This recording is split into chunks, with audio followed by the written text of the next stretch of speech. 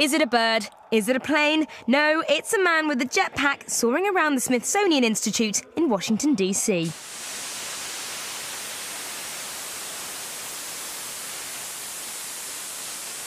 The demonstration shows a man blasting off inside the Ronald Reagan building with the help of a hydrogen and nitrogen-powered jetpack.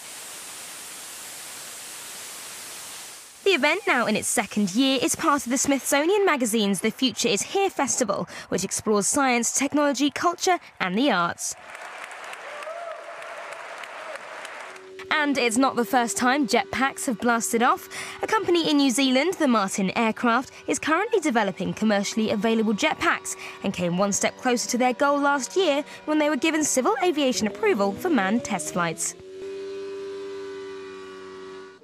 We have over 10,000 people who have actually inquired as to where they might be able to purchase these in the future. But with a starting price tag of around $150,000, jetpacks might not be for everyone. Technology is pushing from every direction, getting faster with each passing second. Prepare yourself. The future is closer than you think.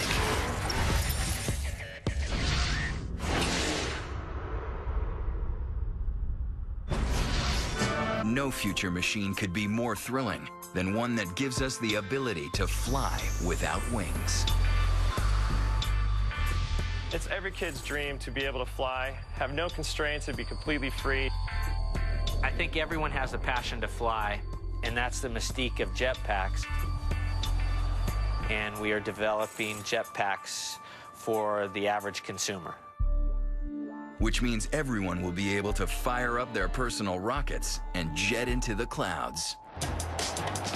Jetpacks were first developed in the 60s to be able to try to fly around in space. The military was interested in jetpacks too, but early systems were impractical, too heavy and hard to use. Troy Widgery and Eric Strauss believe they've solved those problems, and that their jetpack model will usher in a new era of personal flight. We are experimenting with carbon fiber, carbon nanotubes, so as to make them lighter, stronger, and faster. Jet turbines have become more efficient and lighter and more powerful. Strapping on a jetpack would be like strapping yourself to the front of a Corvette, because it's like putting 800 horsepower attached to your body. A jetpack is actually a hydrogen peroxide rocket. When hydrogen peroxide comes in contact with silver, it creates superheated steam, powerful enough to launch you skyward. The problem is, today's jetpacks can fly for only 45 seconds before running out of fuel. But tomorrow's jetpacks will be far more practical. With going to a turbine system, our flight times will get up to 5 minutes as our main goal. A 5-minute flight right now would take you probably from Boulder to Denver, which is approximately 20 miles. And then hopefully in the future we'll be able to go a lot further and a lot longer than that. 22-minute flight could take you from, an example would be Fort Collins to Denver, which would be a 65-mile flight. In the future, I could see people buying jetpacks to commute back and forth to work because it is so much easier. You don't have to worry about traffic, and you can fly directly from work to your yard, almost like you had a helicopter. Right now, jetpacks are for daredevils. They fly below parachute height, so if they malfunction, you risk certain death. Controlling these personal rockets is also a challenge. But Strauss and Widgery believe these problems will soon be solved, and all of us will be taking to the air. The feeling of flying this machine, it's like jumping off the ground and not having to come back down. But jetpacks won't come cheap. Their expected price, $226,000, including training.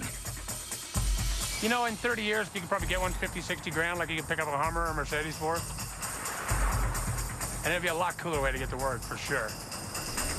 If anything should go wrong, how'd you get down? I mean, is there a parachute harness of any kind? No, we rely on gravity. It's unbelievable, just unbelievable what's going on behind your head. And you better never, ever forget that. You know, you have a bomb strapped to your body, you really do.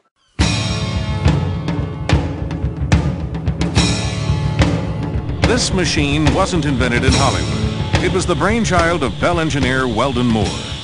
In the 1950s, Moore came up with the idea that a rocket belt could be used for everyday transportation. Early tests were risky at best and involved learning to fly the contraption on a tethered test rig. It's almost like a motorcycle. It has two handles. One is throttle, one is rudder or yaw.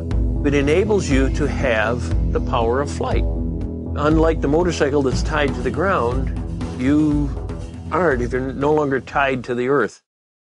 And when the Olympic thing came along, all I could think about, if anything happened, he's going to fall 100 feet onto these girls with their balloons. It's about the opening, and the announcer's saying, and in front of 6 billion people across the world. And that's when I said to myself, oh, Jesus, you've done this so many times and never gone on your ass in public. This is not the time. Ronald Reagan's up there in the press box watching. The world is watching, and the machine is overpressurized. Nothing's right. And, well, you know, what have I got myself into? And when he launched, it just launched him across the stadium. You know, you ask people later, and they say, oh, it was about a half a minute or 2 minute flight. It was 14 seconds.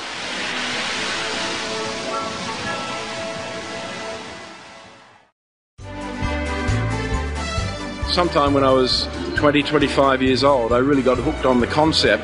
And it probably came through the various, TV or media series where you see these make-believe jet belts like in Lost in Space. And, got the concept of building something that you could literally strap on your back. So we're down here in Mexico. We're going down C1. He's got rocket belts. He's got plans for backpack strapped helicopters. He's got dragster bikes. Doesn't matter what it is, he can make it go faster with hydrogen peroxide. So this is the kind of guy that you come to Mexico to meet. For me, it's my passion to make rockets, any kind of rocket. I love making rockets. He will enjoy the rockets because he knows what it's about, and he knows the technology, and he knows how to handle them.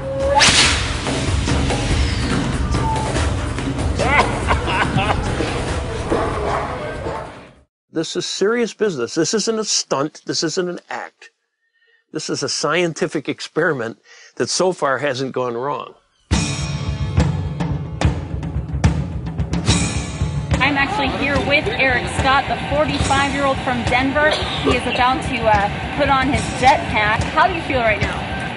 Yeah, I feel really good. It's gonna be a successful flight. I'm gonna see everybody on the side, but I need to get going right now. I've got to get this machine on and get to the other side. I'm not gonna say that I don't think about the repercussions of what's gonna happen if I don't make it, but I'm not gonna feel it. Now this thing is burning 3 times more fuel than a fully laden 185-ton 767, which is bonkers. So I thought, well, it'll be on the news maybe if he makes it, and it'll be on the news for sure if he doesn't make it. Let's get everybody back now. I need everybody for noon. Before, I'm real calm, and that's just pretty much the way I do things, but at the end you just can't hide it. Yeah, I'm doing backflips inside. Can't hide a drone. You're gonna go out there, right? Yep, let's go. My theory has always been, even with the helicopters, you fly low because if something breaks, you're going to fall and die, but at least it's over with quick.